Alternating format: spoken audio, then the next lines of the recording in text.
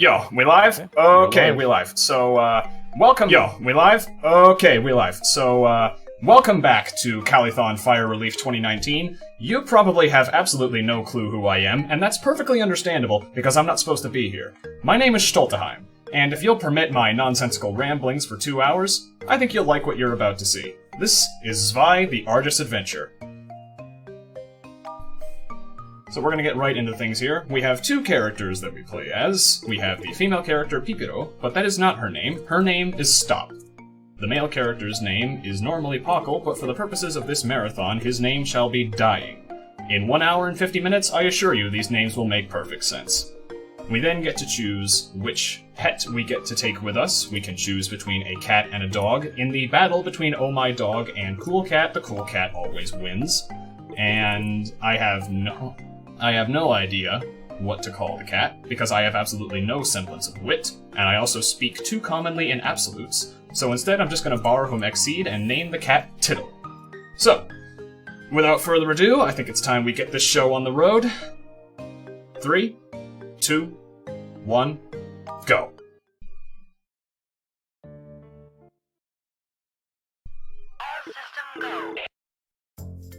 Apologies, that was my timer, and I forgot to turn its sound effects off.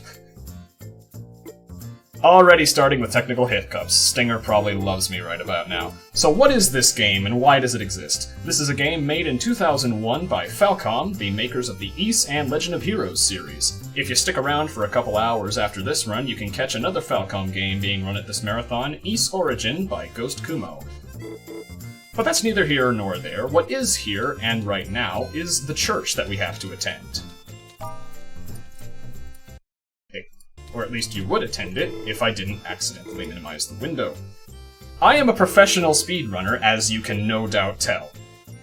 The thing about this game is that you play as two characters at all times, and by switching between them, you can vary your attacks and vary the puzzles that you're able to solve. This is the main bread and butter of the game, and we're going to be exploiting it heavily for the next 2 hours. This game is indeed on PC, and it's actually nearly as old as I am. Yet, in comparison, it's aged a whole lot better than I have. Immediately we've got some plot to deal with. The guy you just saw there walking menacingly toward the local altar of this town is Masky McMaskface, and no, I'm actually not making that game up. That is what Stop calls him. If that's not evidence to the tongue-in-cheek nature of this game, I am not sure what is. So immediately he walks up to the altar and nothing personnels the guard, which makes things immediately stressful for our main protagonists to deal with, so we chase after him. Stop decides to solve all problems with violence, which doesn't really work all that well, and that is the impetus for the main plot of this game. Masky McMaskface has stolen the village's 6 magical idol MacGuffin thingies. I actually completely forgot what they were called. So, the village has decided to enlist 2 14-year-old children to get them back. Not for fame, not for heroism, but for money. There is, in fact, a 100,000 in-game dollar reward for achieving the 6 main idols, and that is the complete and entire motivation of both of our party members. Upstanding heroes, ladies and gentlemen. So that's just about all you need to know about this game's plot. Now we're going to talk about the gameplay. I need to buy a Power Stone and Push Mittens from the local vendor, and then I'm going to buy 4 Venture Wings and a Bomb. The Power Stone increases my attack so that I don't deal 1 damage to every enemy in this place. The Push Mittens allow me to push heavy objects, which allows me to do puzzling. The Venture Wings act as my one-use only teleportation items. And the bombs are used for blowing up things. You're gonna see me take a lot of damage, and that's because there are no iframes in this game. Or at least, if they are, I haven't noticed them in 2 years of running this game. So you have to make a pretty precarious push through most of the game if you want to live to see tomorrow. You're also going to see me switch between characters pretty frequently because they each have different specialties. Stop is your main magical user, whereas Dying is your main physical powerhouse. He is also the only one who can push objects with the push mittens on, so I'm going to be switching to him when I need to do puzzling. Now we get to the main gimmick of this game. Food acts as both your health and your experience points, which means, by ingesting food, I get more experience points toward the next level. You just saw me get to level 2 by snarfing a whole bunch of jello. This is the main loop of the game. I have to balance between speed running and speed eating in order to get as many experience points as possible to balance out the fact that I'm horribly underleveled for most of the run. With that, we're through the first area, which is actually technically the second because this game's route makes no sense. I'm gonna do a safety save because I don't trust myself with this game. And we get another cutscene, this time with the game's resident Goldfish Poop Gang. Meet Tom and Natalia. Tom and Natalia are exclusively here to give you exposition. They are so unimportant that I don't even know if Natalia is her actual name. I have completely forgotten it, and I'm going after my shady memory.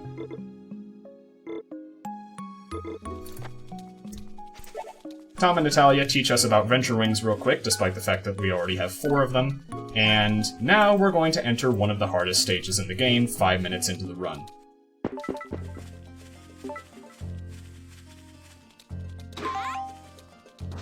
One mechanic you'll see me abuse heavily is critical hit stun, which occurs when you use the rhythm bar / metronome on the lower right corner of your screen to time your critical hits. Whenever that oscillating bar is in the red, your attack will crit. And additionally, the red area of that bar increases when you're moving, and further when you're moving diagonally. This, combined with the fact that diagonal movement is the fastest in the game, means you're going to see me jitter around like a lunatic for most of this run.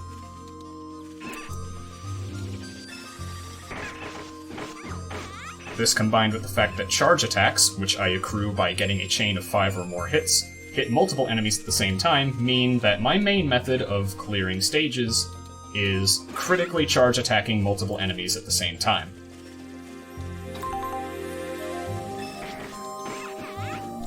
This is actually really precarious. I am going to back up a bit and try this whole thing again. There we go. With that, we've entered the first of 4 village areas, this being the Sylvan Woods. Every main dungeon area has one of these, and they're used mainly for further plot, exploration, and progression. Every village has one quest that we have to complete. For example, in this village we have to track down a lost child who got herself kidnapped by mooks, so we've got to go back to the entrance of the area to go take her back. Fortunately, despite the distressing nature of this quest, it is completely easy because the enemies in here are ranked level 0. That's another interesting thing that this game does. You're not level gated in any sense, really. You can go into any level you have the puzzling requirements for, regardless of how underleveled or overleveled you are, comparatively. Which isn't all that common for games of this type.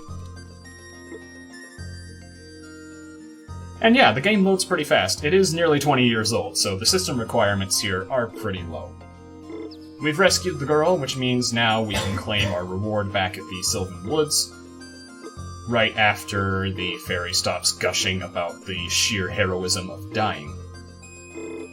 That sounds really weird out of context. I should probably just refer to him by his real name.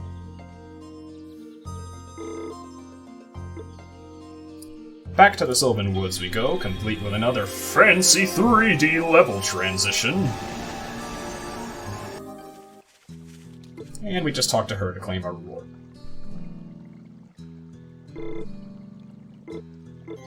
For our brave actions in the spite of overwhelming adversity, we get the water key, which we're going to use in the actual first area of the game, which I should have gone to first, following all common logic. The issue being, I have no logic. Into Pebble Gardens we go, complete with another incredible music track. Gonna pick up a bomb and a venture wing from these chests. These will be useful later.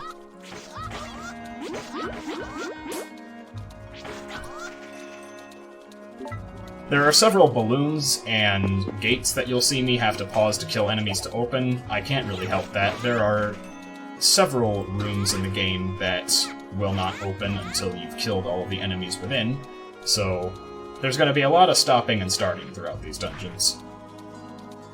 Fortunately, none of the puzzles that you have to complete are particularly taxing on the brain.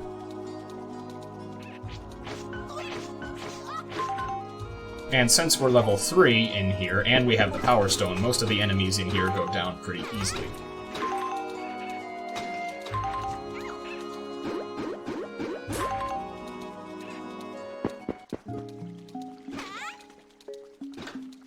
Now that we're at the midpoint, we can get a couple of items. We can get a backpack extender, which extends our backpack, and we get another Venture Wing for the road.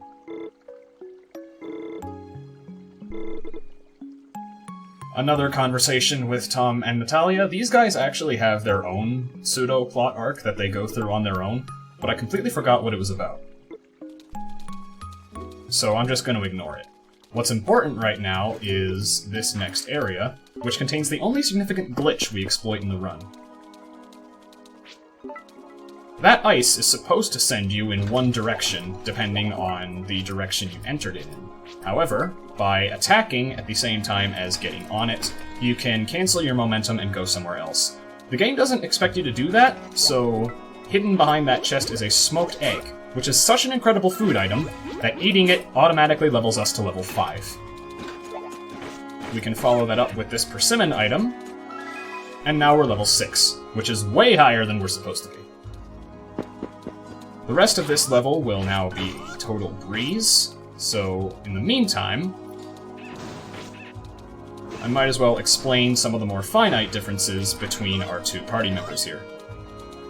Pockle, or Dying as it were, is your main physical anti-magical tank. He specializes in single-target melee, and additionally, his weapon absorbs magic shots, which he can dish back out as magic of his own. Pipiro, or Stop, meanwhile, is your main mage, and she is, without question, the better of the two party members, a point which will be imminently demonstrated now that I have the water gem equipped. The thing about Stop's magic is that it's incredibly versatile and incredibly powerful, especially with water magic being arguably the best magic in the game, despite being the magic you get first. It's got tons of hitboxes, all of which are incredibly slow and lagging, so it combos into itself, and that becomes a vital asset for storing up chain combos, since I can just mow through any enemy I please. Granted, it doesn't work on everything, because some enemies do have elemental resistances, but it is my most reliable tool for most of the game.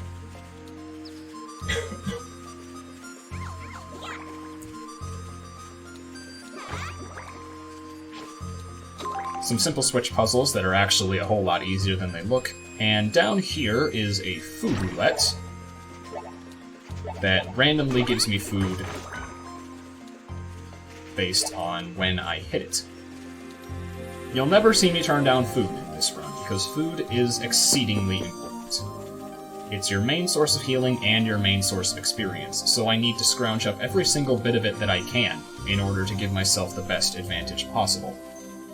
Especially heading into this first boss fight, which has the unfortunate distinction of being the hardest fight in the run. Please, believe me on this, by all means. I am not the type to pull your leg.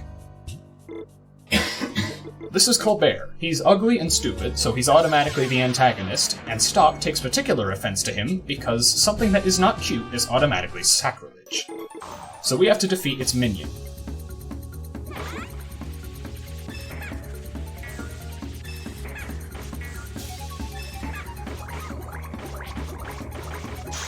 And that, ladies and gentlemen, was the most difficult fight in the game. I assure you. But fortunately, with the hardest boss out of the way, we can proceed to getting our first magical MacGuffin back.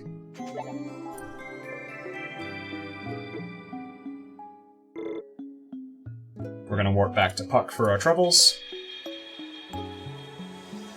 And real quick, I'm gonna see if I have any food I can exchange at the bar here. I do. One interesting mechanic of this game is that if you acquire 10 of the same type of food item, you can exchange it at the bar in Puck to get one food item with more experience than the previous 10 combined. It's not necessary for the run, but it is very useful. So I'm going to use that whenever I can to give myself more experience. In we go to the second stage now, Mount St. Canope, which, in a rather unfortunate departure from Calithon Woods, is an awful one. The fastest movement in this game is diagonal against walls, a trait that many Falcom games share. The problem being that all of the walls in here are jagged, so you can't really hug the walls here since you'll just get stuck on all of the nooks and crannies within them.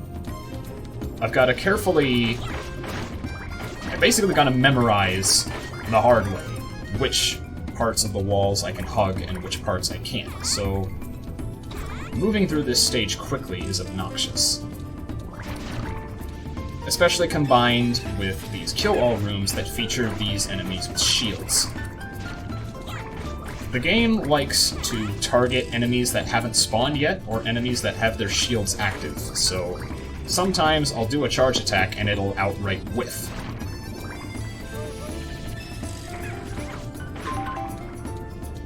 It's especially obnoxious in areas like these with multiple enemies that can shield themselves out of getting killed.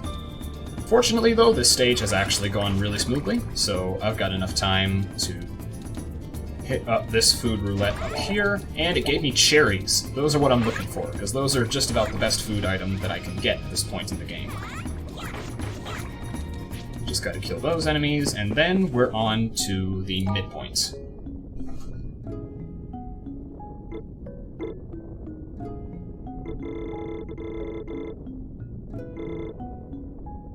One more quick conversation with Tom and Natalia later, and we're on to the next area. By trading in the fishing line at Trapoka Lake, I got myself a grappling hook,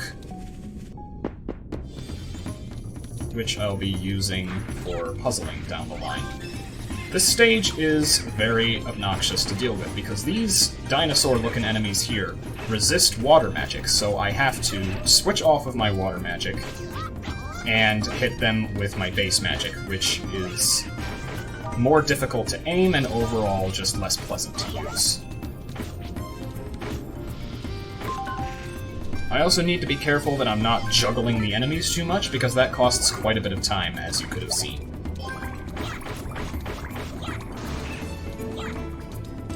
Real quick, I picked up a boot item, which increases my defense and has a very high sell price, so that's it.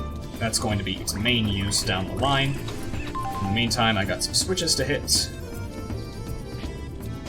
Another dorayaki item up here. These provide 195 experience per pop and a whole bunch of health back, so they're nice to have.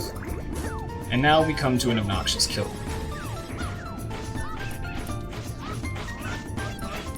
I don't really have a good strategy for this place, other than backing into a corner and hoping for the best.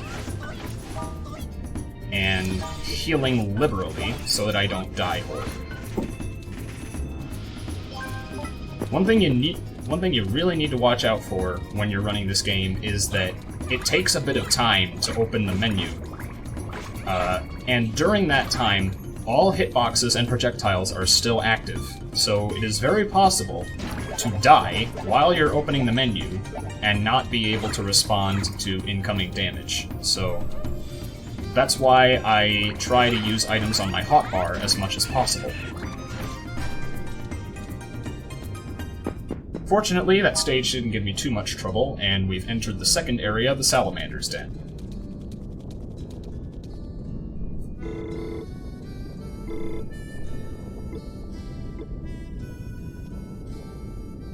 Like the Sylvan Woods, this place has a quest as well. We have to find entertainment for the children, because the fact that the Salamander's Den is placed on a lava bed means all of the books have melted. So we have to find some sort of alternative to keep the young'uns busy.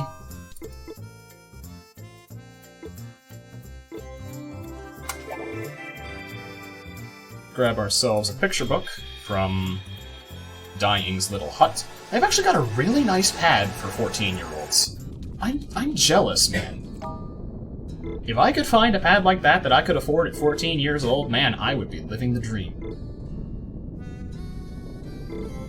For our troubles, we get the fire key. Actually, wait, no, that's the wind key.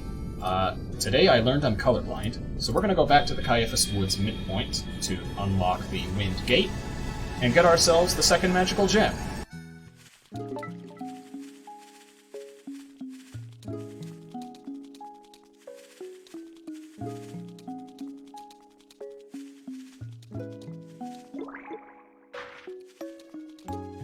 In we go to the final Calithon stage.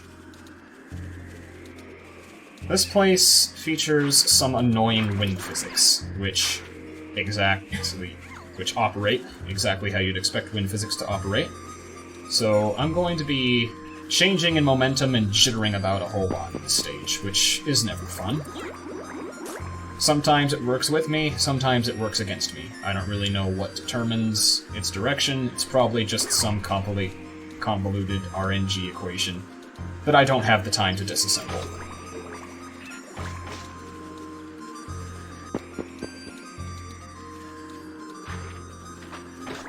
Another venture wing in this chest, which is nice. And we've got one big room left to go in here. Unfortunately, it is a kill-all room, and it is massive. I don't really have a strategy for this place, other than spam and pray.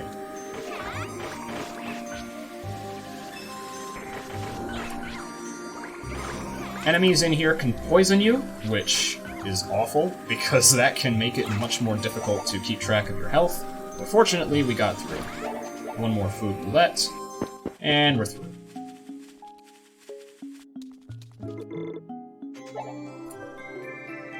Now that we have the wind jewel, we can go back to Puck.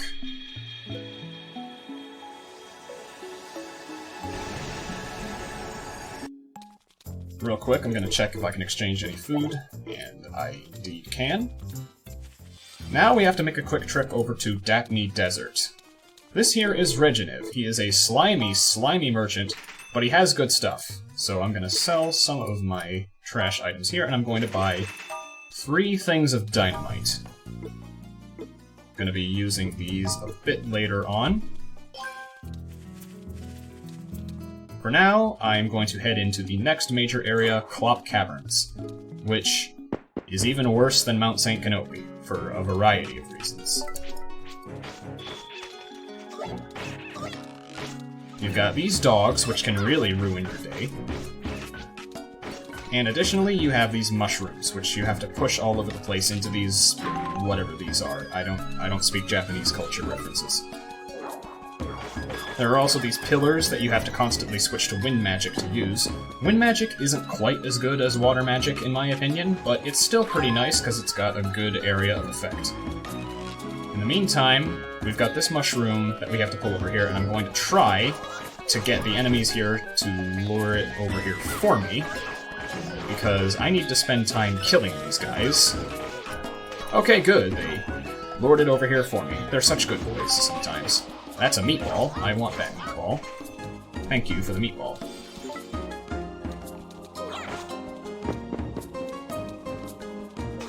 One more area of this stage left to go. Fortunately, you can speed up the rate at which you push the mushrooms with Pockle's push mittens, but that does require switching off of them and switching to the push mittens, which actually decrease all of your stats while you have them equipped, which is awful. So it's something that you have to use sparingly, despite being mandatory for puzzling, and I nearly died.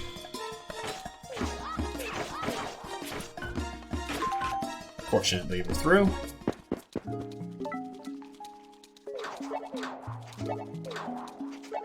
Some more nice food items here. I'm just going to munch on those real quick. How close am I to the next level? Okay, can't hit level 8 just yet. Make a safety save. And one more cutscene with Tom and Natalia.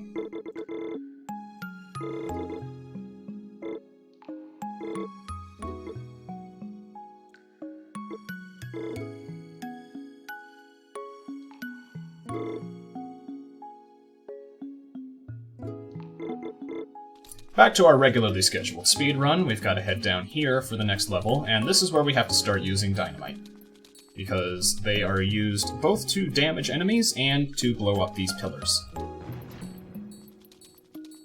This game is on PC in Japan and North America. It did receive PS2 and PSP releases, but those were never released stateside.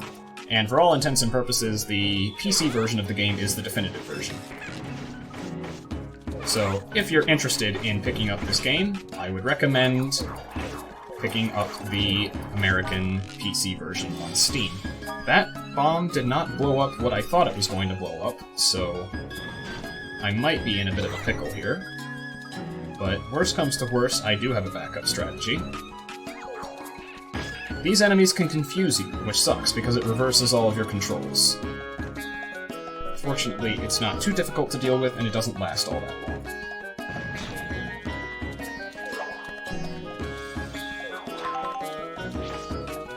We just picked up some squid noodles there, which are nice food items that give you 540 experience points a pop. So I immediately munch on those as soon as I can. Heading up here, I can get another bomb item, which I can immediately use on this rock over here. Gonna real quick eat a thing of food and put the rest of my dynamite on my hotbar. That's not dynamite, that's chocolate. Sneak pack here. Ton of doggos just spawned on top of me, but I managed to get by relatively smoothly.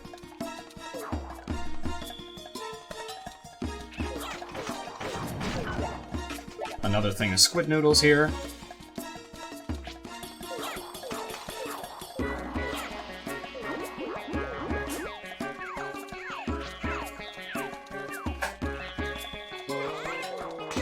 Just got one more straight shot to the end, and then wolf down a bit of food, and then head over, blowing these rocks up, trying not to get killed by this thing because it is incredibly powerful.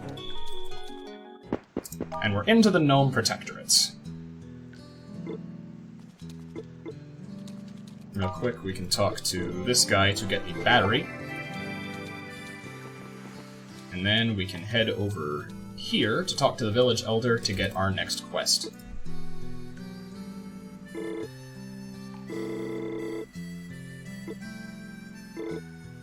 The elder of this village wants wine, despite the fact that wine is not a common commodity in Arges, nor is it a common commodity several thousand feet underground, but we're gonna try to find some anyway, and our best bet is Puck.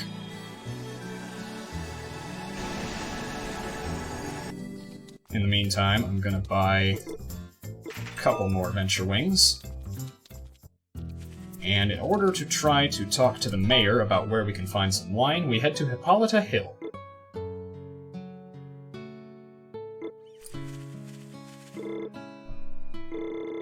Turns out the mayor has some wine in his house in Puck, but that's actually not what's important. What's important is the cat who's fallen down the well there. Heading into this cabin, we can get some rope. And now, we meet Tittle.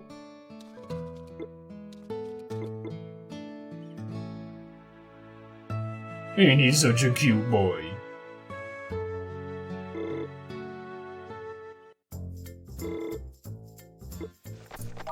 So Tittle has now joined us as a permanent party member. And I am going to set him to heal, which will provide me with some extra healing while I'm doing my dungeoneering. And I'm going to talk to the mayor's daughter to get the bow and arrows. Cue groan track at awful pun.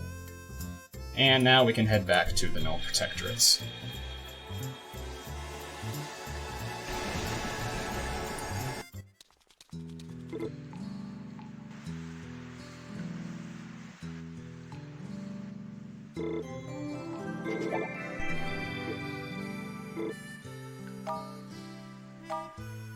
Now that we have that, we can head back to Mount St. Canope to earn our third jewel.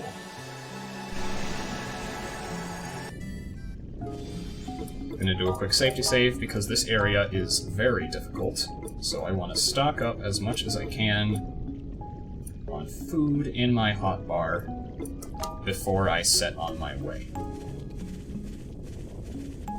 it is surprisingly likely that I will die here, so having a safety save is nice.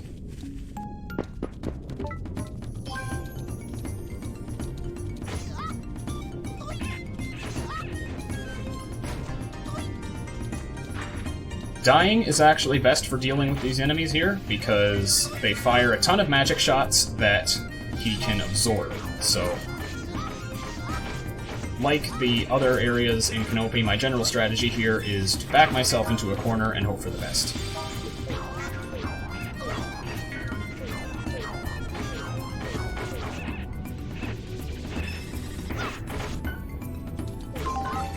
Generally, as long as I'm facing these guys, they can't hurt me, but there are exceptions to every rule, and I have died copious amounts of times on this stage, so don't take anything I say for granted. Next thing I need to do is, over here, I need to get this item, but it's guarded by a whole ton of enemies, and I need to get right out of here right now, because I'll probably die if I don't. Okay, I'm good. Real quick, going to take a bit of food.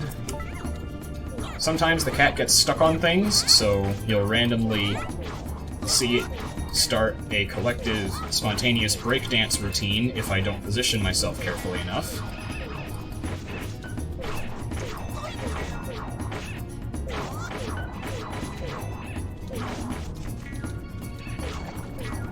This area tends to go pretty slowly, but as long as I survive, I'm happy.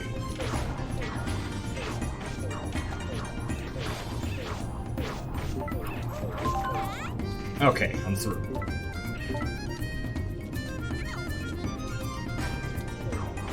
One more enemy to deal with here. I can cheap him out through the other side of this thing. The cat starts breakdancing usually at that point, so I have to try to get it to stop. And onto the final area of this train wreck of a stage.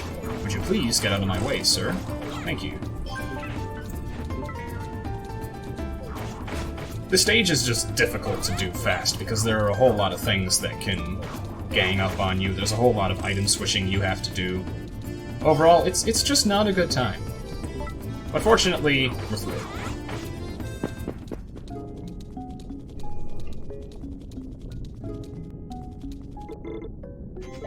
And we acquired our third jewel. Now we can head back to the midpoint to finally fight the boss of this area, which frankly we should have fought 4 stages ago, but this route is weird.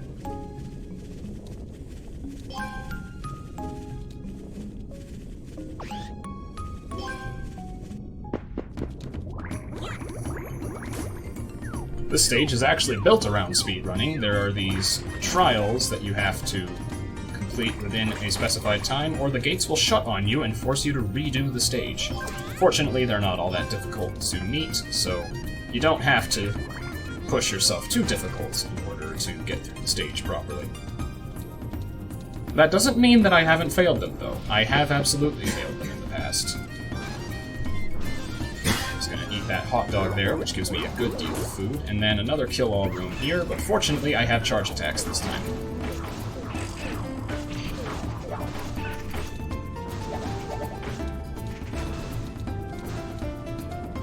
This is not a kill-all room, fortunately, so I can move right through it. Got more of these porkies to deal with.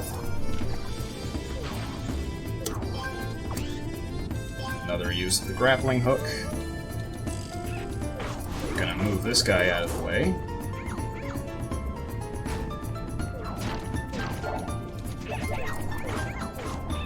Very thankful that the game gave me curry rice there. That's a very nice food item to get at this point in the run. Gonna do a quick save. And then, can I level up from here? No, I cannot. So, that's fine. I will just go into the boss fight as I am, which should be fine.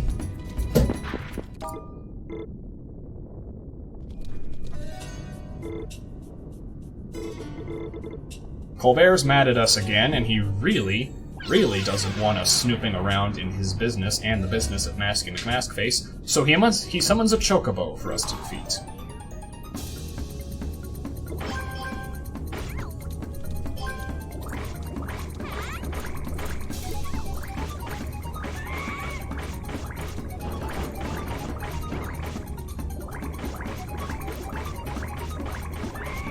This boss would be a jerk bird, but it actually cooperates more often than it doesn't. I say immediately as it starts doing the one attack I don't want it to do.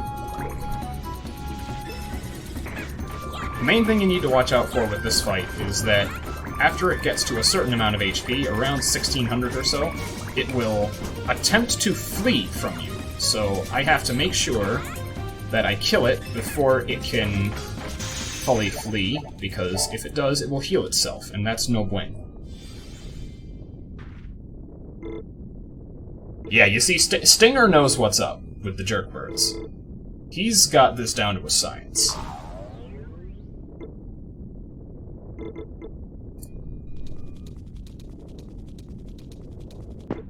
I should note that on the subject of jerk enemies, there is a very high probability that I will die at least once in the run. So, in order to spur myself, I'm going to donate $22 for every single one of my deaths, and I encourage anybody in the chat to do the same, in the spirit of helping firefighters who risk their lives every day, protecting us. Real quick, I'm going to sell some of my thingies, and then I'm going to head over to Numa's Mansion. He's the guy who offered the 100,000 in-game dollar reward for our services, and he is pleased at our progress so far. So he's going to give us a magnet. Going to equip that real quick, and then I'm going to head over to Pebble Gardens Midnight.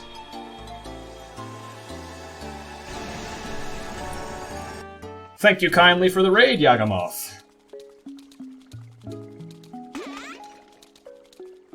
Very thankful to be receiving help from the community.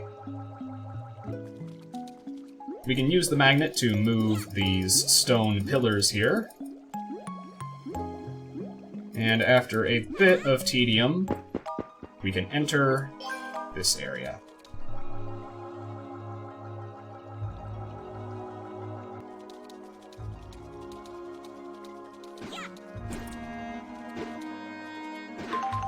Thank you.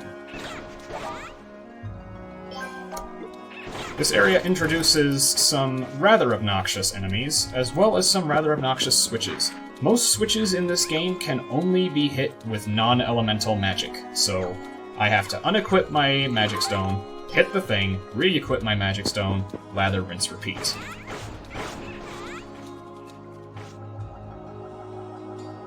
So this stage is pretty hectic, albeit not with enemies.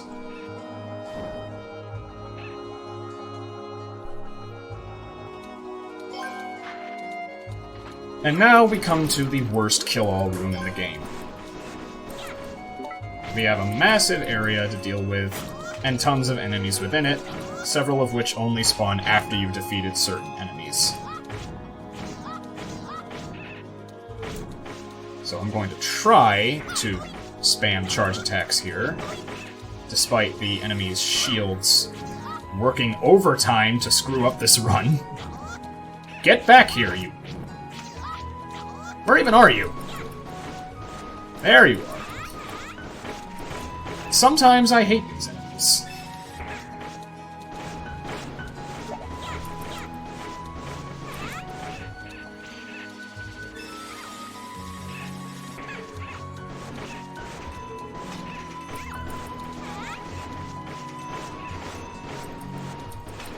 If I can just bully these guys into a corner, there we go. Now we're through to Undine Land, which is, in my opinion, the most hilarious of the fairy villages, because they converted it into an amusement park. The problem with this being, it's guarded by a level 11 area with tons of enemies. No one has visited this amusement park.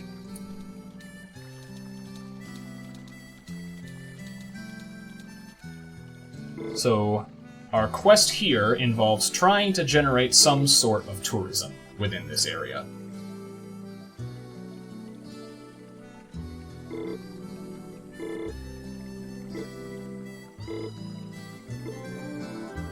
We get a poster advertising the Undine Land Amusement Park, and we need to take it back to Puck, but not before I buy some more Venturelings because I am fresh out of them.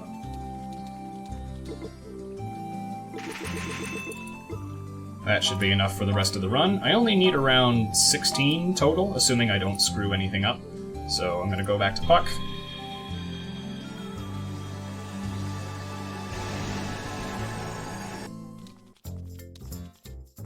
Do I have any food I can exchange? No, I do not, but that's fine. We just gotta talk to the bar owner here to hang up the poster. And real quick, I'm going to do a backup strat because I wasn't able to buy what I wanted to buy in the Gnome Protectorate. So I need to talk to Regenev. I need to get a couple more things of dynamite. And then I need to go back to the Gnome Protectorate.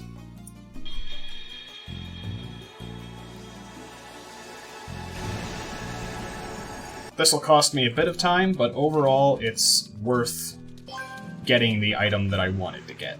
Just gotta go back up here. Backtrack through this dungeon.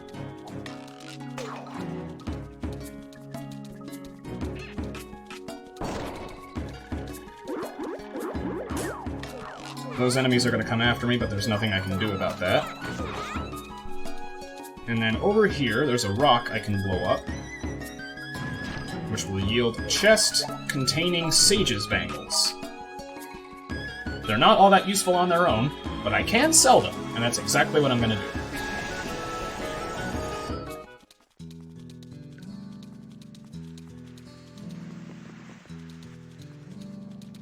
Just gotta go over here. Sell my Sage's Bangles. I'm going to keep the Heavy Helmet for now, because it's useful for a few boss fights.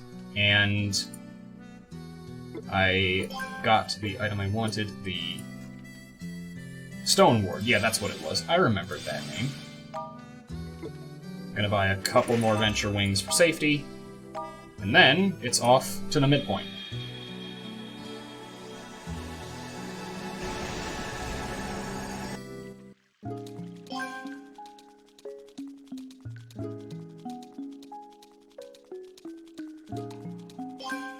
Gonna head over here to unlock the altar for the Clop Caverns. Over here, there's a nice food item. Technically, it's not food, but milk is good for the bones anyway. Gonna just eat that for a healthy 1,350 experience. And now we've got a bunch of obnoxious pushing to do.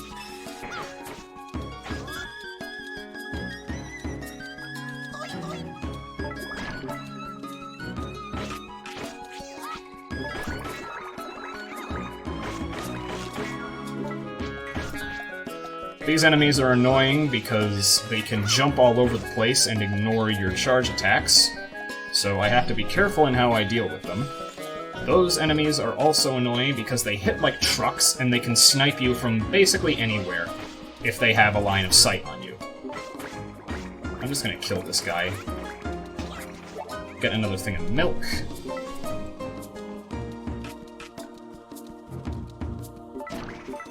One more enemy to deal with, but I hope I can squeeze past him. Okay, good. Got Champ's Shoes, which boost my attack.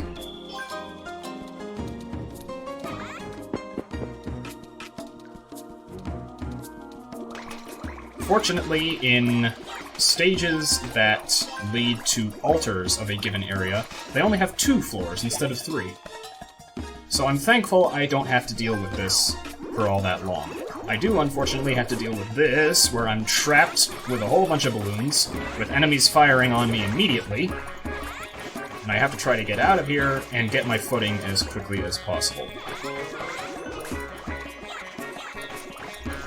Fortunately, the first rondo of enemies there is the most difficult to deal with, so now that I have them taken care of, I just got one more, and we're through.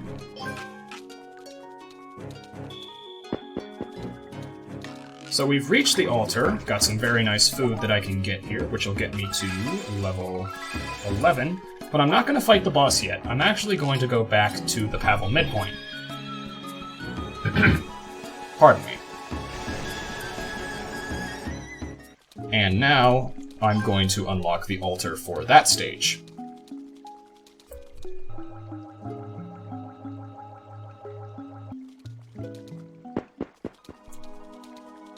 having the stone ward is nice because in addition to increasing my luck, it also protects against the stone status. So Pockle just moved through the wall. That tends to happen sometimes. He is a fourth-dimensional being.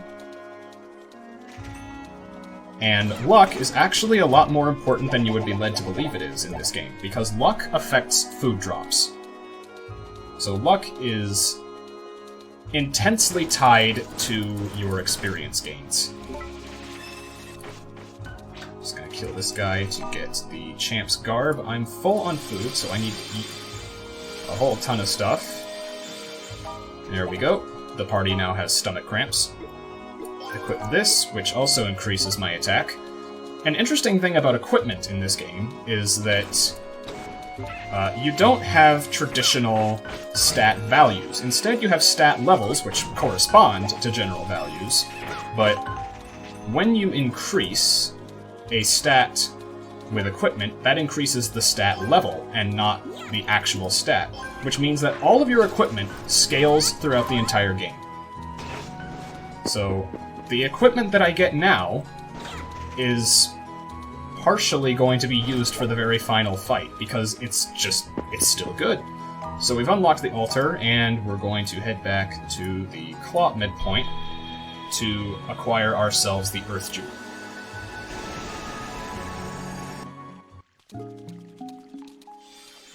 Gonna safety save real quick, because this stage is also very difficult. Just gotta head over here. Oh, I never actually turned in the wine to the Elder, so I gotta do that real quick. That's a derp, but a recoverable derp. Oh wait, no, I know what I didn't do. I never went back to Undine Land, that's what I did. I am a professional speedrunner.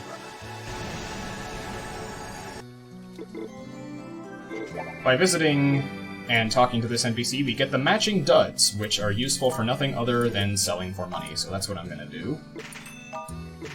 I'm gonna buy a couple more Venture Wings just to err on the side of safety. And now, we can get the Earth Key.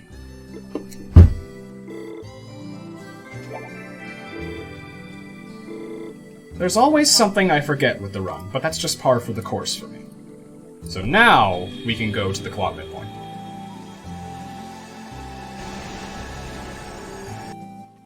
Update my save, just to be safe. And now back to your regularly scheduled speedrun.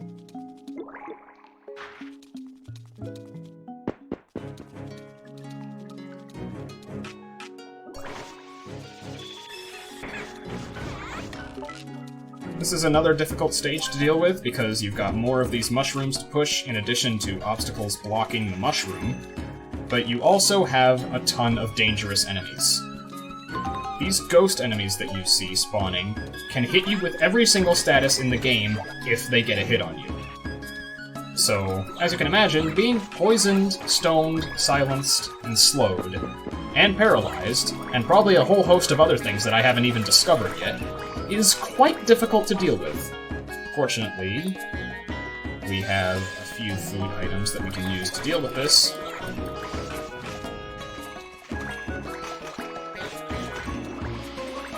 And if you've ever played an Ys game, this is the stage where you get traumatic flashbacks to bees. There are bees everywhere in this stage, and they will start appearing right about now. So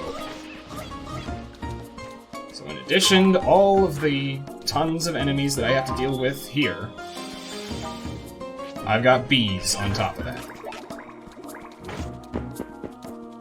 They're not quite as difficult here as as one particular bee is in Memories of Celceta, but they are nonetheless difficult to deal with. However, beating them up here is incredibly cathartic, so I'm going to do it anyway against my better judgment. And they give you a ton of food items to compensate. I have a ton of chocolate, I should probably eat something.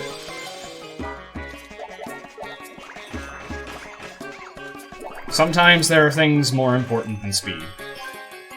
Getting revenge for B RNG is one of them.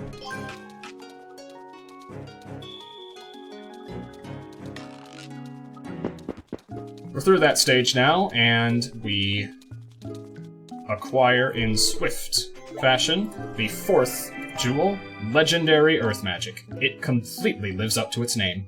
So, with that, I'm going to go to the Pebble Gardens altar to begin the 3rd boss fight.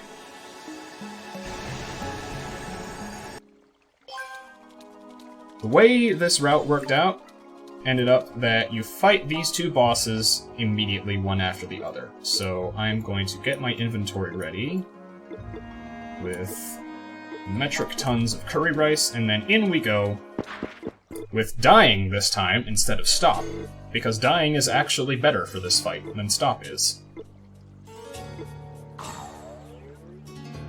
We see yet more communication between the dastardly Maskface and his lackey Colbert. He is once again angry that we are rightfully calling him ugly and stupid, so he decides to summon yet another minion to deal with us. It's the Fat Chocobo's brother, the Water Chocobo. Called as such because I am not creative and don't know any better name to call it. What makes dying good for this fight is... Okay, that sounds really wrong. What makes Paco good for this fight is he can absorb the magic shots that fly out of the boss, which grants him a lot better defense. He can also do this. I actually haven't seen him do that in a while, but he can summon a tsunami that will cover the entire area of the screen with the exception of the area behind those pillars. So when that tsunami warning pops up, you gotta run and fast.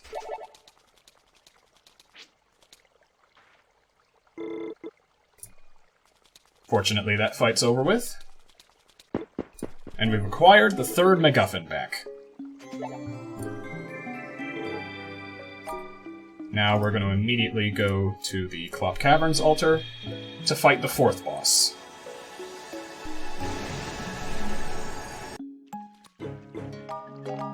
Despite what I said about the first boss being the hardest, this is the most inconsistent fight in the game, because there are a lot of things that this boss can do to just completely ruin your day. I'm gonna make another safety save because I'm paranoid, and in all likelihood, I'm probably gonna die here. So for those keeping track, this might or might not be my first death, so get your $22 ready.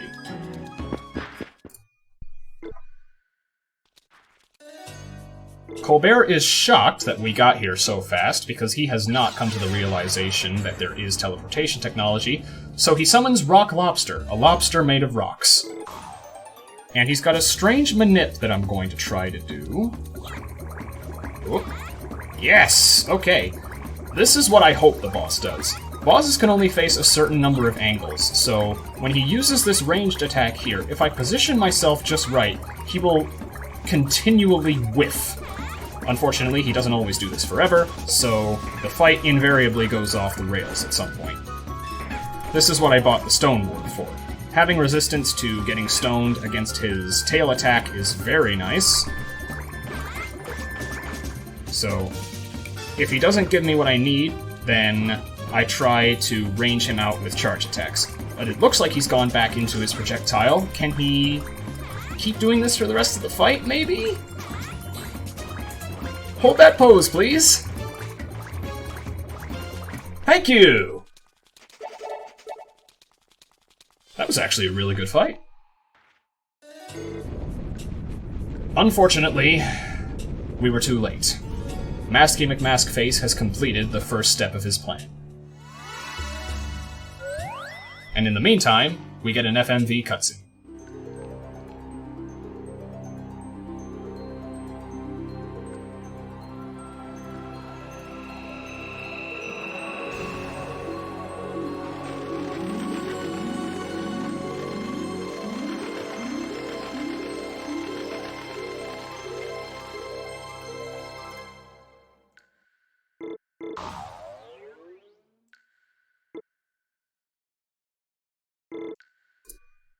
As a bit of a fun fact, all of the FMVs in this game were actually animated by Makoto Shinkai, who you might recognize now as one of Japan's most acclaimed film directors. He was a Falcom employee from 1999 to 2001 and worked on projects such as this, and the 5th Legend of Heroes game. So everybody's got humble origins. In the meantime, we reclaim the 4th MacGuffin, and we have to head back home because there's a strange disturbance in Puck.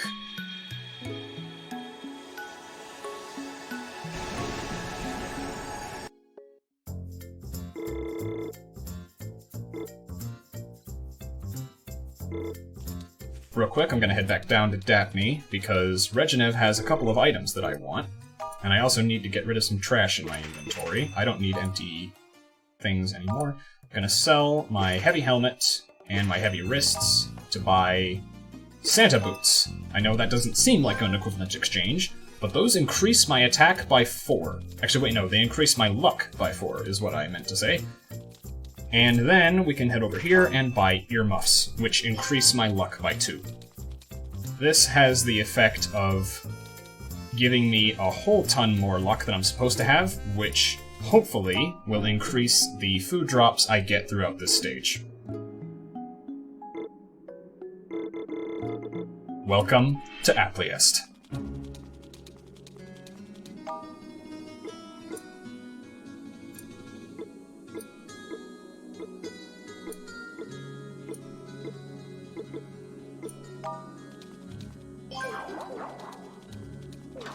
I'm just gonna let the music speak for itself.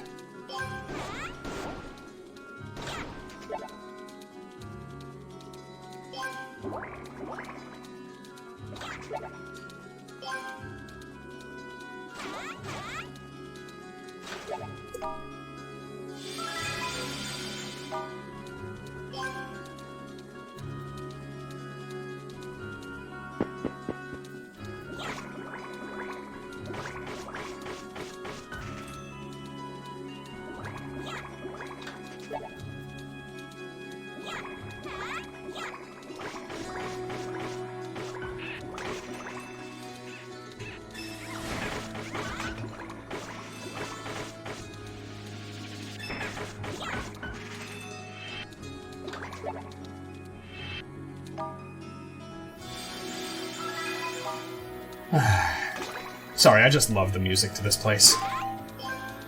It's one of my favorite tracks in the game.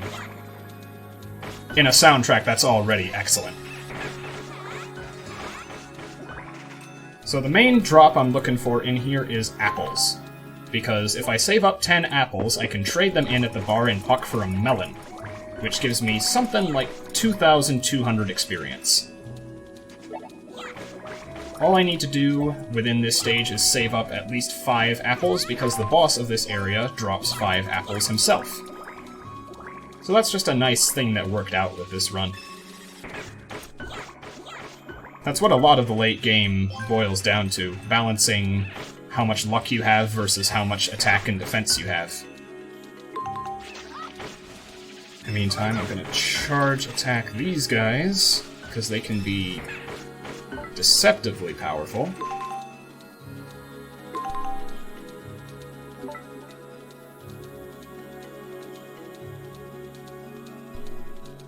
Just gotta count 1, 2,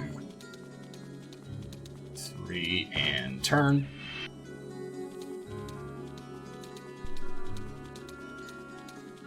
2, 3, and turn.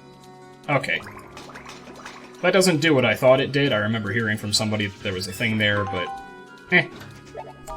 nothing like testing out a strat during a marathon, right? On to the final floor of this stage. We've got another thing to push, and a whole ton of enemies.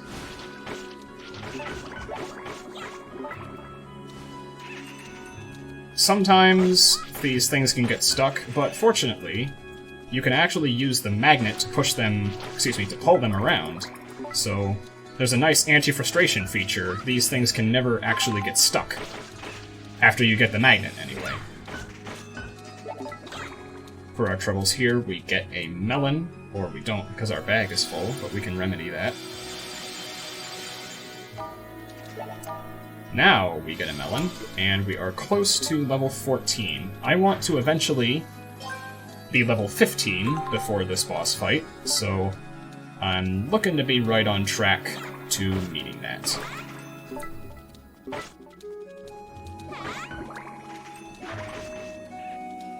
Head in here, fight a whole slew of enemies to get some bone-in chicken. And we hit level 14. So, very nice. That's a good level to be at entering this stage.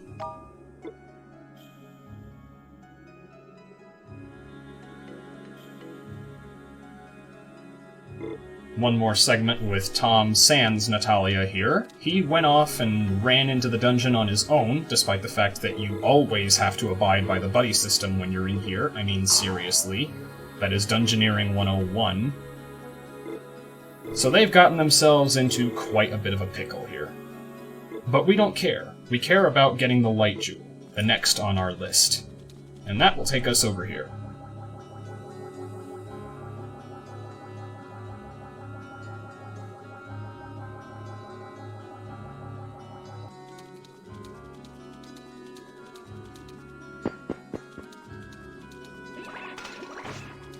Now we get introduced to these cleric enemies, which are deceptively dangerous and beyond obnoxious.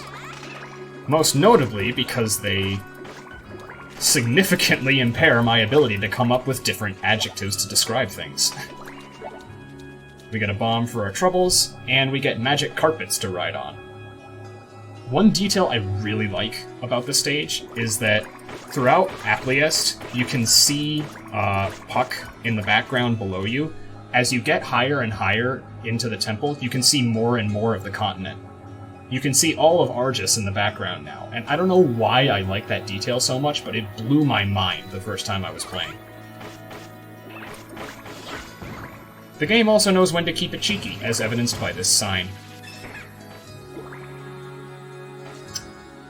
Yeah, that's the kind of localization this game got. Please support Exceed.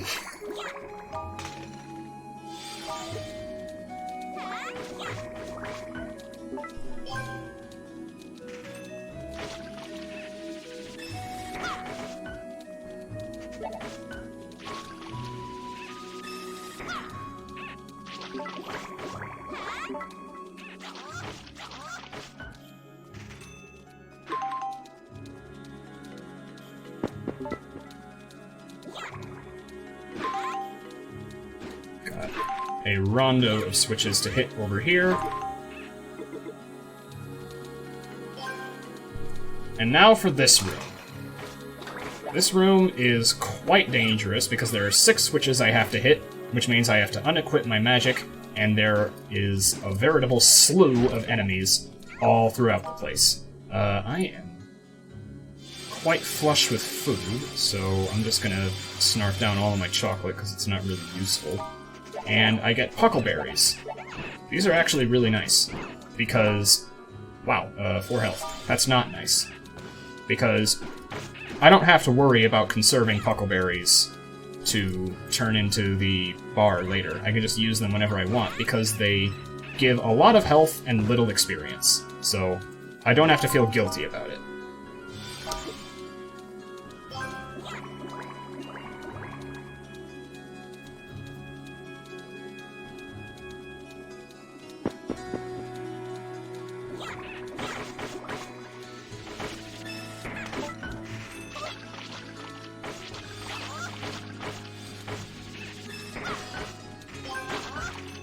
Got more clerics to deal with. I don't have any charge attacks, that's kind of bad. Just gonna try to range the guy out. I really don't want to die to him, because that's very easy. Looks like we got through that okay, though. There we go.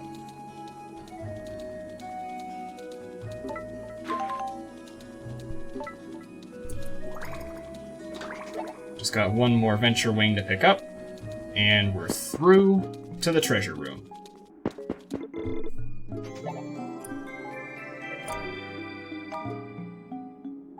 We've acquired the light jewel, but unfortunately it isn't all that useful because all the enemies in here resist light magic.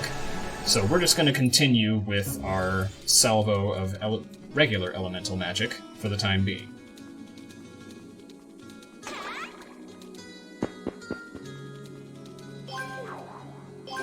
We get to see legendary earth magic at work here, which totally lives up to this name, and totally doesn't deal abysmal damage. Trust me on this one, I am not the type to jape you.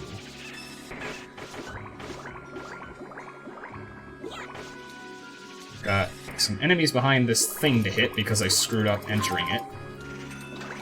And for our troubles, we get the Champ's Glove. Nice little item, increases your attack. Head in here and pick up a melon.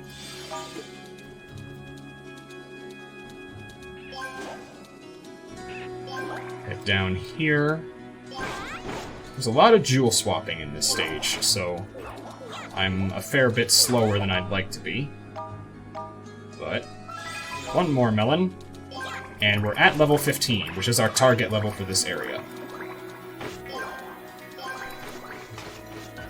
We've also acquired more than 5 apples, which is nice. So after I defeat the boss, I can exchange the 10 apples for a melon once I get back to Puck. Now, I learned my mistake from RPG Limit Break. I gotta take these guys out immediately. This was the one death I had in my RPG Limit Break run, and I'm going to try to make sure that it's not repeated.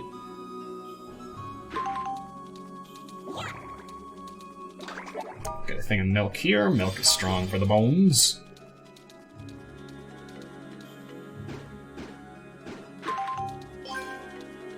One last switch to hit for the area, and one last use of legendary earth magic. Sometimes I bother with fighting those enemies, sometimes I don't. I think I'm good on food from here, so I'm just going to ignore them. And then this is another fight that Pockle is actually better for. So, going to put Puckleberries on my inventory, going to equip my attack shoes. And then I'm just about as well equipped as I can be for this fight. The issue with this boss that renders Pipiro/Stop useless for most of it is that he's got a shield that nullifies magic until you can break it, which happens when you take out 2/3 of his health. So, for the remainder, I have to do a sort of tango with dying.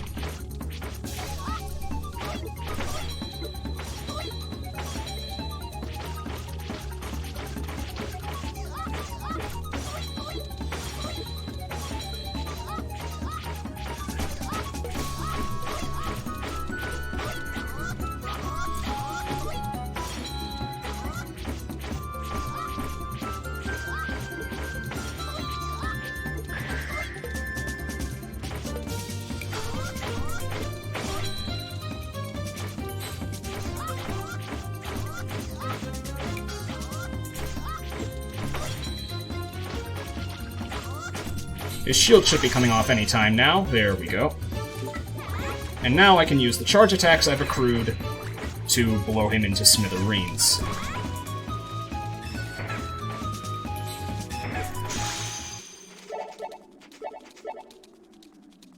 Overall, not a bad fight. A bit slow, but I survived, so I'll take it.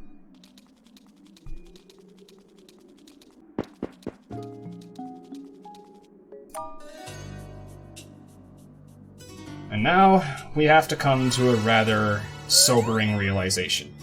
But not before an FMV cutscene.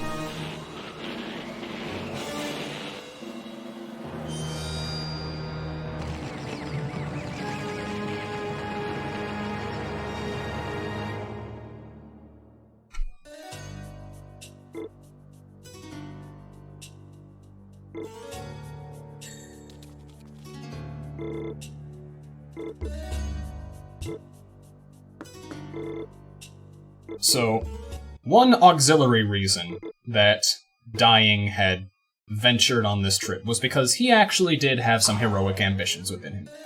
As a child, he idolized this magical crusader named Paradis, who, along with the Princess Tiara, fought off a massive demonic invasion 500 years ago that tore the planet asunder. The problem is, Masky McMaskface is Paradis. And this realization that Dying has been fighting his childhood idol really, really racks him. But we don't have time for a moody plot arc, we have some dungeoneering to do.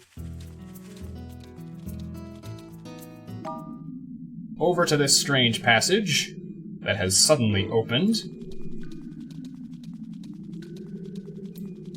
And we've gained access to a Spina Temple.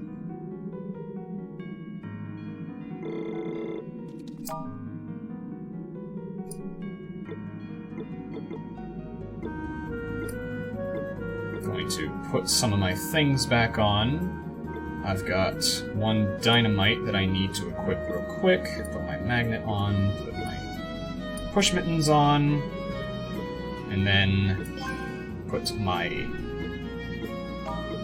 luck shoes back on.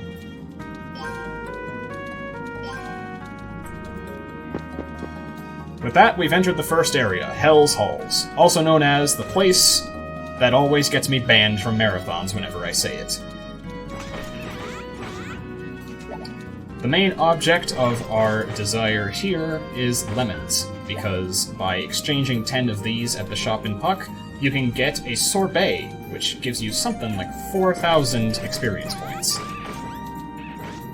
Why 10 lemons gets you a sorbet is something I will never understand.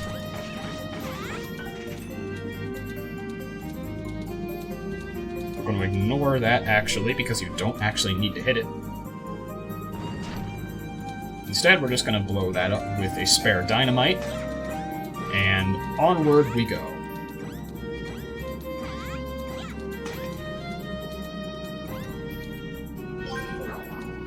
Got a couple more switches to hit here, and a thing to push. This place is pretty dicey, actually, so I need to watch myself.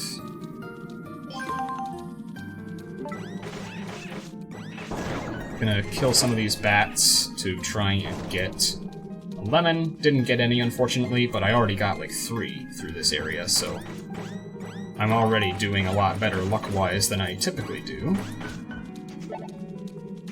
And those mage enemies also drop hamburgers, which is quite nice.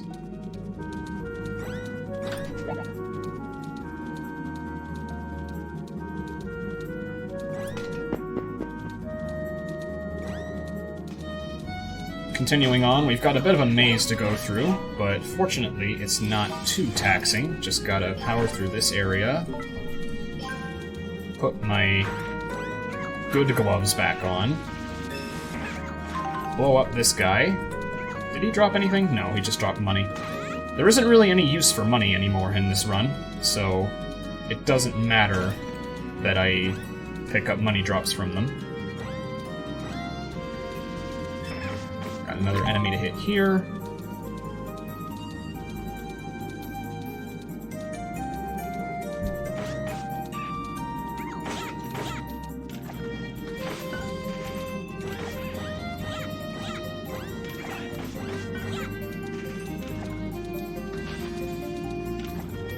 For those of you just tuning in now, this run was not on the schedule, however, there was an internet issue with one of the runs that was slated to be in its place, so I have been slotted in as a backup. So, regularly scheduled programming will continue after this run.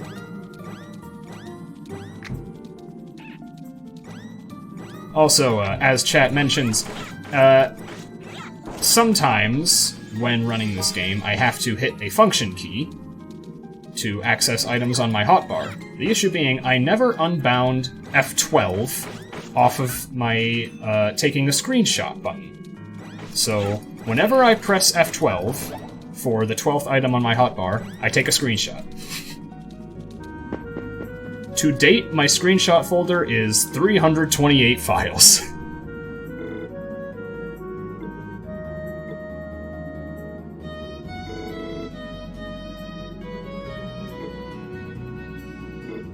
This is the final cutscene with Tom and Natalia. They've finally reconciled. Tom has learned not to run off like an idiot into places he's unprepared to tackle, and we don't have to see them again.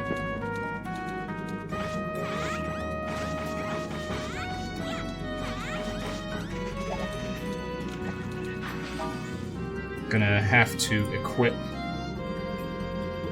all of my jewels on the hotbar for this, because I have to use all of them in this area. I need each of the 4 elemental things for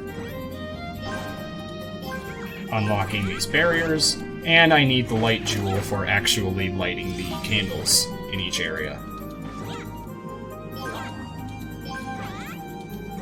I'm not sure how heavy it gets, but it does get as large as over 300 files. I should probably just trim it at some point, or put it in a 7Z. I don't know.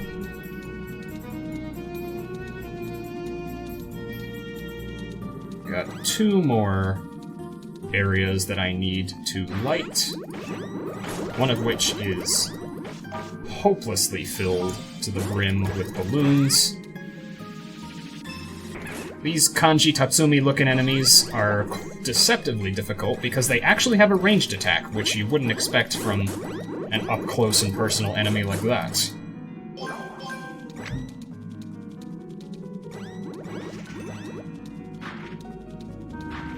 One more area to go.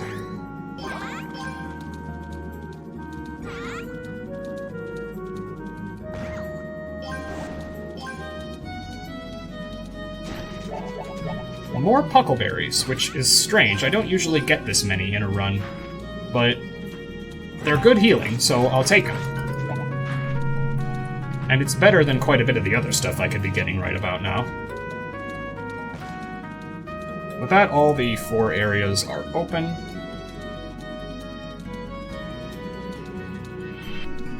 And we can proceed toward Espina's treasure room, and the final treasure room in the game. Oh. My bag was full. Darn. With that, we can go back to the midpoint.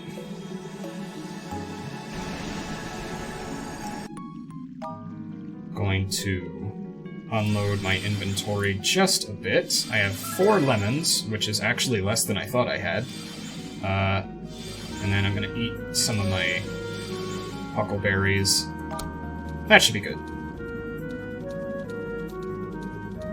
On to the final Espina stage, and this is where the run really starts to clamp down on food.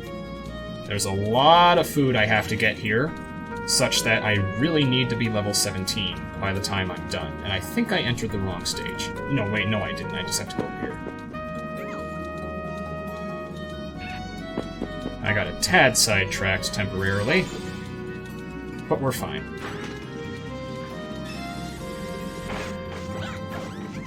Yeah, there is a heavy speed-eating focus. In fact, I think one of the achievements lampshades it, because it's called... The achievement is called something like, "Quick, eat 6 pizzas, now!" So, Exceed very much knew what they were doing when they localized this game. This game was not done by Level 5, this game was developed by Falcom, and localized by Exceed Games for PC.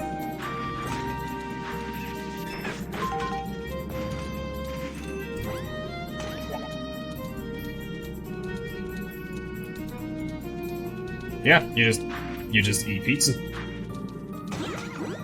Living that college student life. If only there were ramen in this game.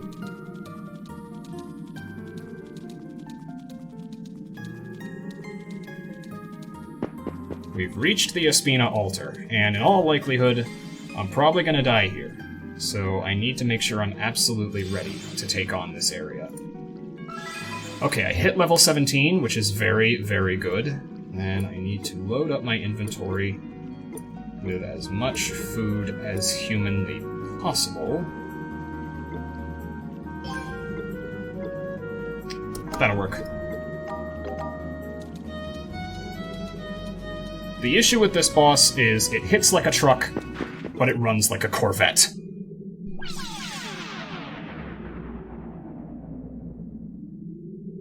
The max level for this game is 30, and you're supposed to be around level 22 to 23 when you fight this boss. I'm level 17. This is the attack I really don't want to see, because where it actually hits is random, and it has a very high chance of just flat out killing me. In fact, it nearly did so there. Would you stop doing this attack?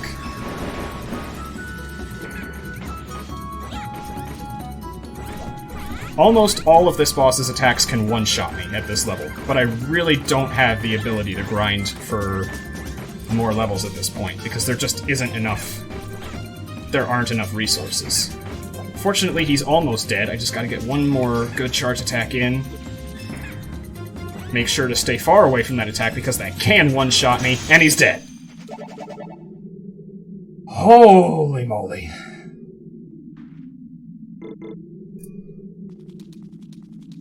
That boss took me 7 attempts in the practice run 20 minutes ago.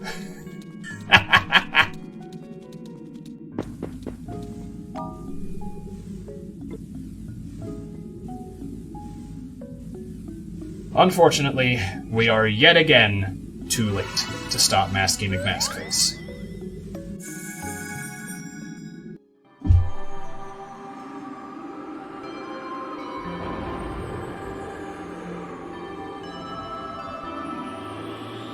He has used the 6 elemental MacGuffins to summon Solomon Shrine from East 2 into the world of Arges. How he did this is completely unknown to me and to everyone on Arges, but this is the final dungeon of the game.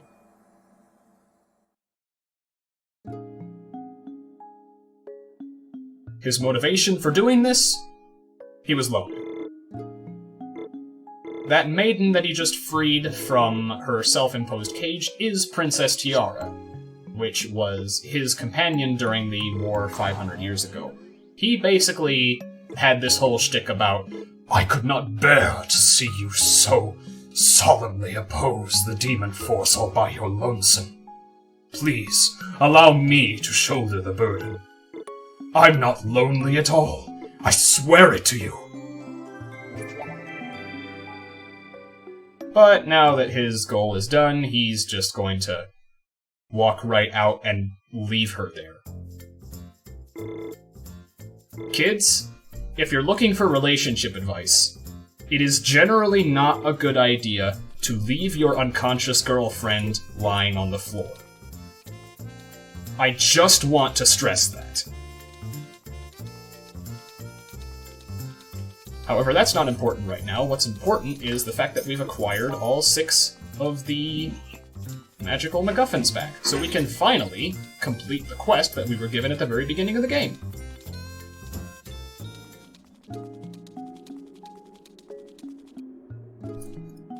Just gotta place you here, place you here, place you here, place you here, place you here, and place you here.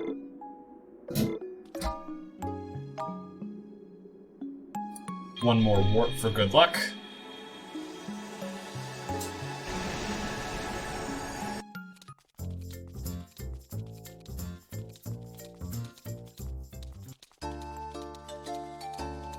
As you can imagine, both of the party members are incredibly giddy for their reward, but surprise, surprise, Numa does not have it. Instead, what he gives us is a gold-plated statue of himself. Because that is allegedly worth the same as the money that we were supposed to get. We are rightfully incensed by this, so we're gonna blow off some steam by saving the world.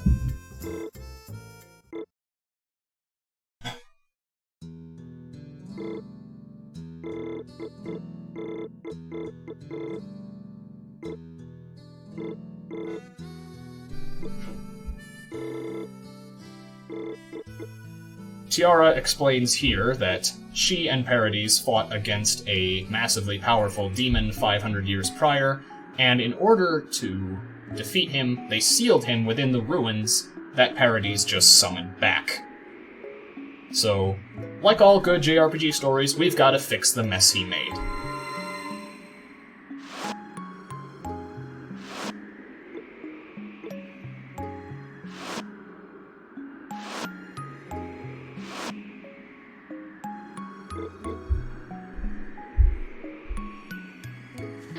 This starts with putting the 6 jewels in their pedestals.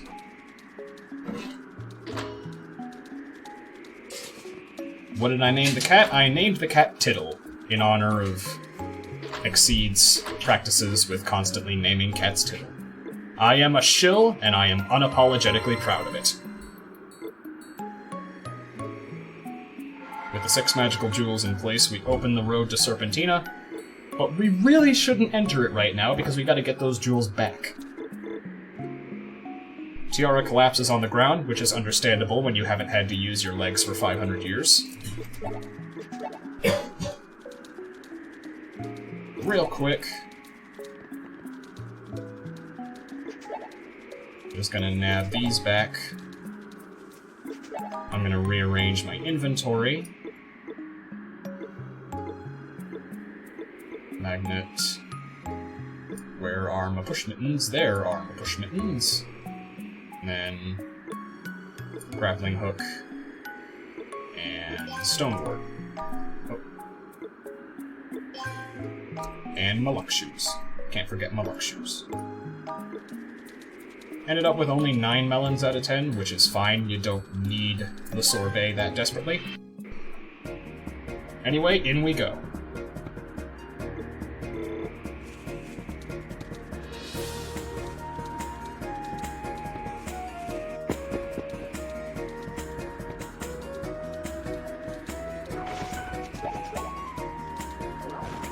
Yet another standout musical track on the soundtrack here.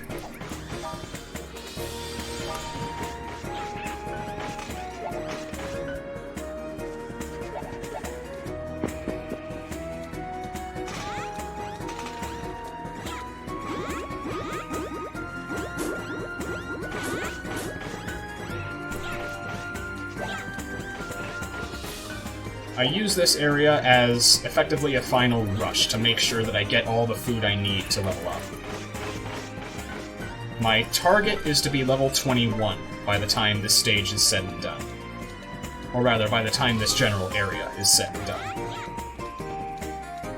And generally I can reach that if I keep mindful of having my luck shoes on.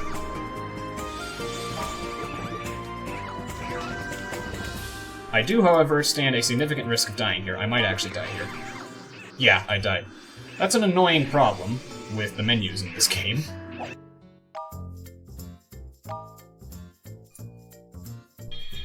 If there are text boxes active when you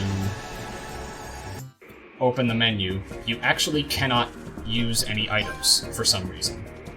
And that was what happened to me there. I had 9 health. I tried to open the menu to use a food item. The game did not oblige. That doesn't cost me all that much time, though. I just gotta make sure I don't make that same mistake again.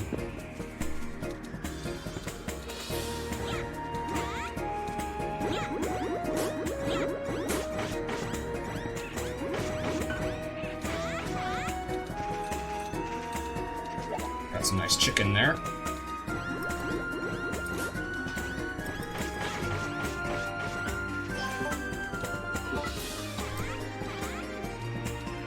Worst comes to worse, if I can't make level 21 off of just the food drops I get, I can use the bar to save up 10 specific food items to trade in for better variants. So, I'm going to be saving up strawberries and what was the other one? Smoked eggs. Those are going to be my main safety valves. Okay, made it through that place without dying this time. So for those keeping track, that was my first death in the run, so if you're keeping score along with me, that's $22 I will donate at the end of the run. That that was almost 44.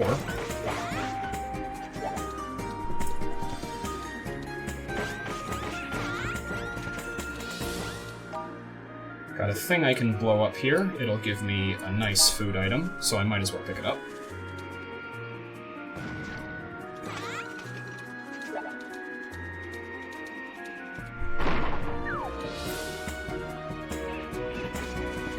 These enemies suck because they resist all of your magic. You have to either go untyped magic or go physical. So I just switch off of my magic and hope for the best.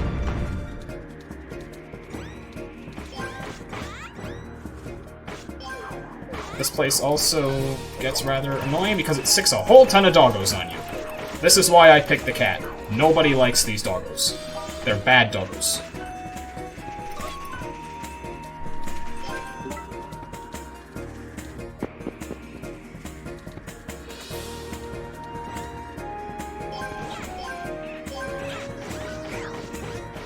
Gonna clear out these enemies real quick.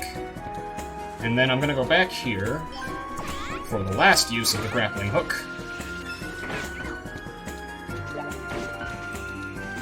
Let's get a nice thing of food. Oh, 18 now.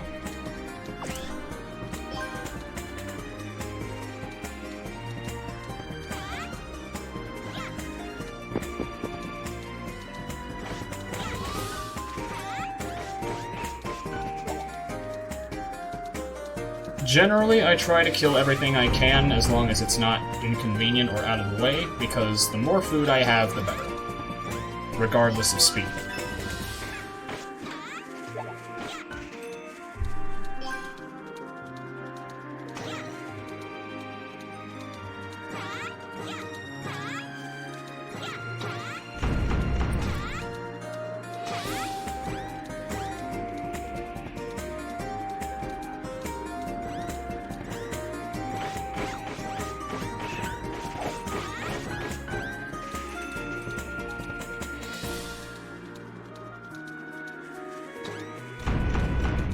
Looks like we just hit $500 in donations. Thank you very much to everyone tuning in to help a good cause, and let's see if we can continue that momentum. As I mentioned earlier, I'll be donating $22 for every death that I experience in this run. Currently, I've experienced one, so that puts me at a donation of $22. I encourage anyone else willing and able to do the same.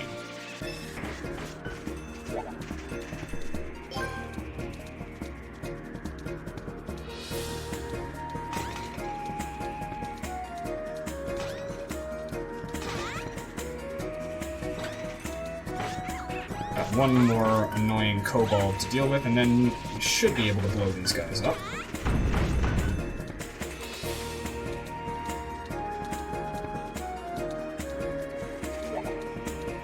The cat slash dog slash quadruped actually is optional to get, but we agree in the community that it's worth the effort to get because it can pick up items that you otherwise wouldn't because they're out of the way, which can save quite a fair bit of time over the course of a 2-hour-long run.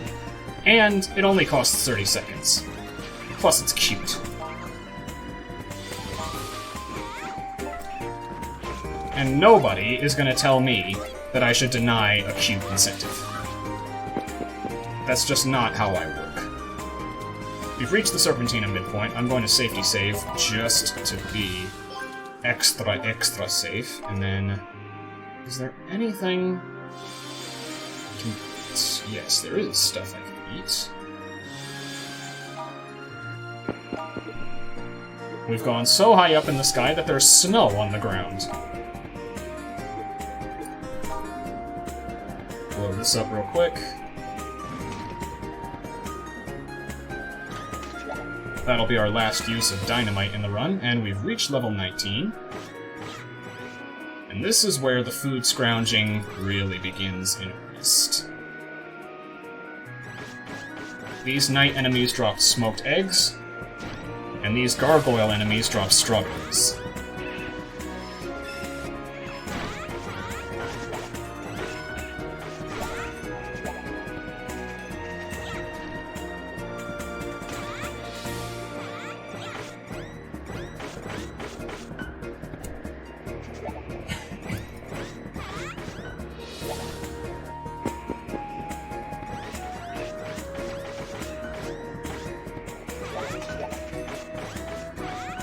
some more food here, more strawberries and smoked eggs. Those are always welcome.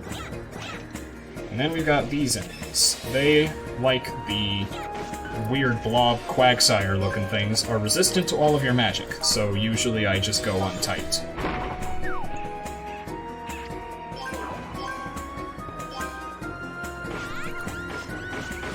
We've got mimics to deal with here. These were briefly shown in Appliest, but I didn't really bother fighting them. And then we have this room, which has killed me on numerous occasions, and I'm going to be as careful with it as I can.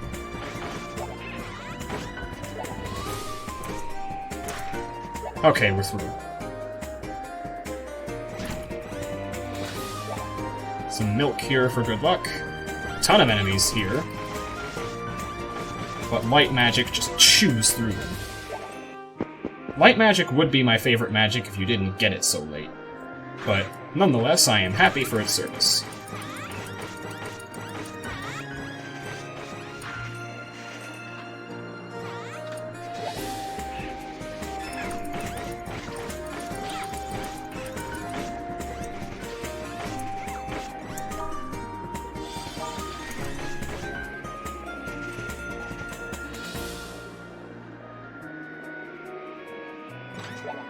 Nice thing of chicken there.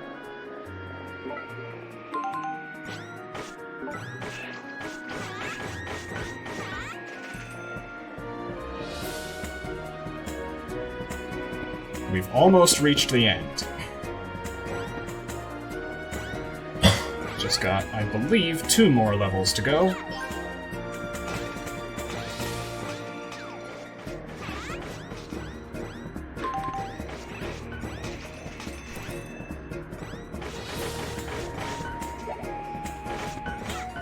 Some more enemies that I'll be killing for food, just for good measure. Oh dear. That was almost bad.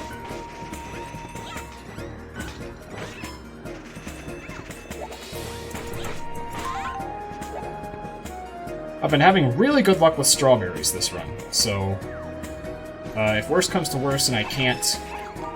Whoa. If worse comes to worse and I can't get to level 21 organically, then I can combine some of my strawberries. We've reached the final level. The background being so far zoomed out that this is actually a still taken from the teleportation animation.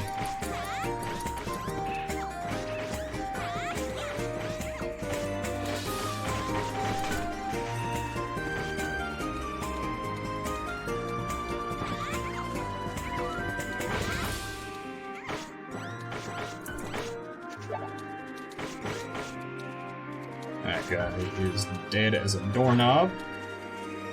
And one final kill-all room.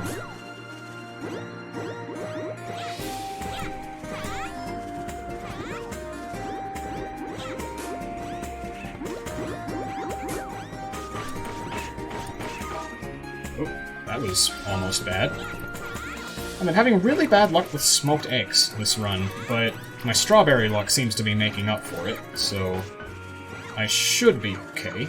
Oh, of course, right as I say that, I get a smoked egg. Where is the last enemy? There he is.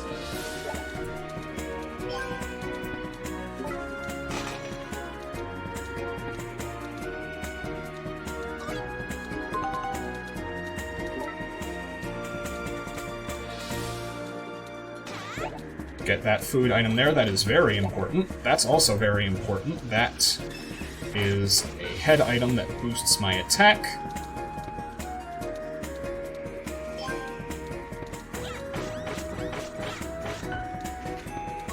Got one more enemy to deal with.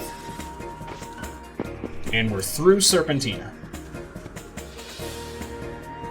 Just real quick, I'm going to stock up all the food I have.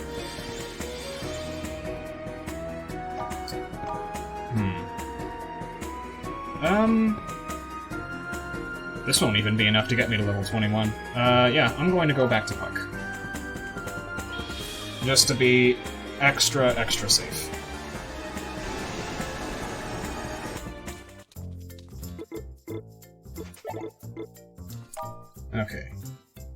So that gets me the parfait, and then... Oh, yeah, no problem. I can get to level 21 from there. How much food do I have for healing, though? That'll work.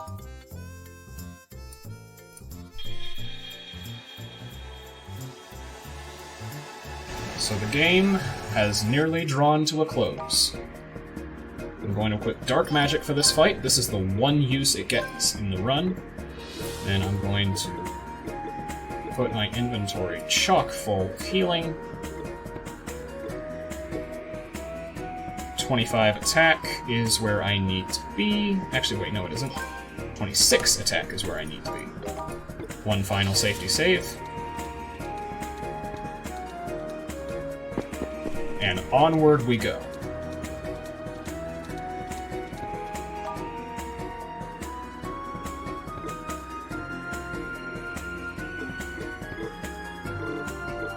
In typical JRPG anti-hero fashion, Paradis tried to fight the Seal of Evil in a can on his own, and he failed miserably. So the fate of the world lay in the hands of two 14-year-old children and their cat. For this final fight, we must foray into Final Fantasy V, because our antagonist is an evil tree. Ladies and gentlemen, X-Death beckons.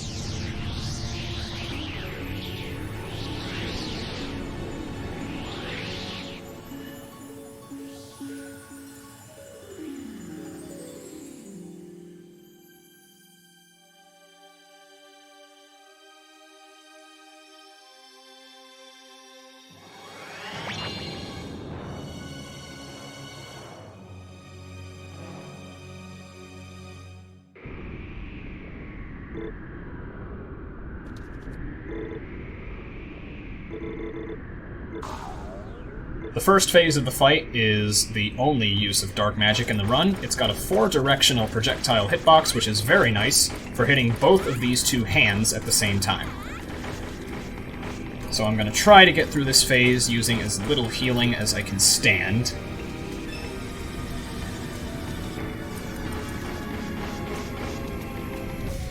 They are content with using Crash Bomb, which is slow, but it means I don't take any damage.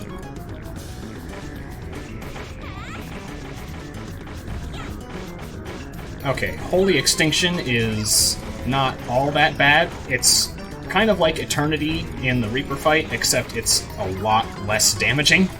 Okay, that was really close. But still, that was a solid first phase of the fight. Now it's on to the more difficult part. The reason I want to be level 21 for this fight is because that means the difference between getting one shot and not. That doesn't make the fight easy, though. The most difficult part of this fight is surviving the first 10 seconds. And if I die, that's a good 5 to 6 minutes of time loss. Note for the timer. Time does not end after this fight. There's still a little bit of game left to do. So, for the moment, just sit back, strap in, and enjoy the show. The Seal of Evil McCann has escaped from his cage, and he's trying to take the jewels back from us. But fortunately, the anti-hero and the Maiden have teamed up to grant us one final 11th hour superpower.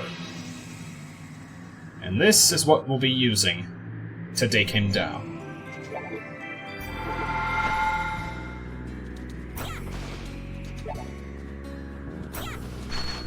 This is the attack I really don't want him to do. That stomp attack has the potential to hit me more than once, because its hitbox is weird.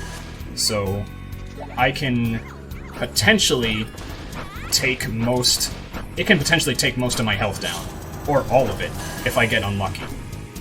Mars Fist is relatively easy to avoid, you just gotta juke it at the last second. And then I try to kill these minions as quickly as possible, because they can knock me into his hitboxes. Okay, stop doing this attack, please.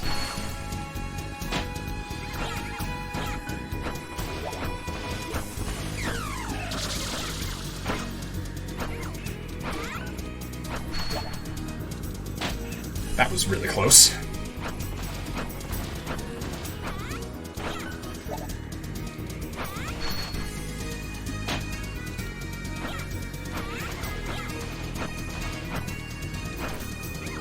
He's almost dead.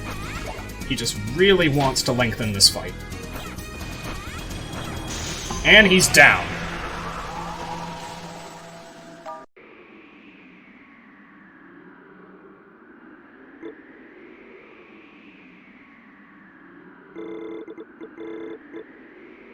We've defeated the demon, but Colbert still remains. By the power of ugliness and stupidity, he tries to mount one last-ditch resistance against us, which fails miserably. Turns out he had been borrowing Maskface's power, and without it, he reverts back into his normal cat form. Justice served?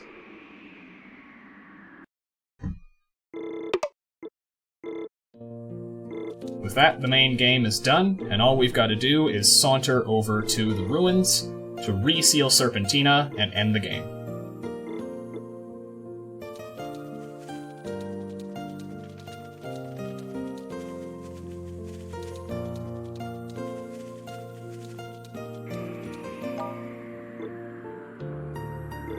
So time is coming up. 3, 2, 1, time.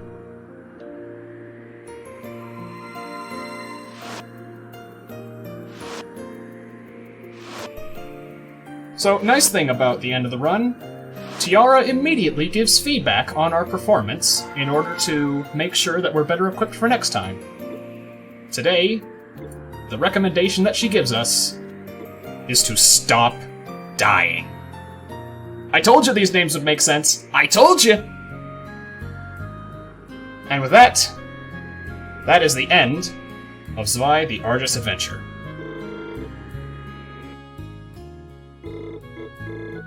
With one death in the run, I will be donating $22 toward the marathon. Again, I encourage anyone able and willing to do the same. And with that, I'd like to thank each and every one of you for tuning in and supporting the marathon however you can. Thank you very much to Aussie and Stinger PA for having me here, and thank you to the Falcom RTA community, who has supported me throughout all of the routing and running I've done for this game. Eagle Captain, the other runner of this game, has been an immense help in routing, running, and general insights. This would not be the run it is today without the collaborative efforts of our entire community. So, thank you again to each and every one of you, and I'm happy to have helped this cause. With that, Stinger's probably keen on booting me out of here, so up next is Bioshock. Stay tuned for that, and have a good night.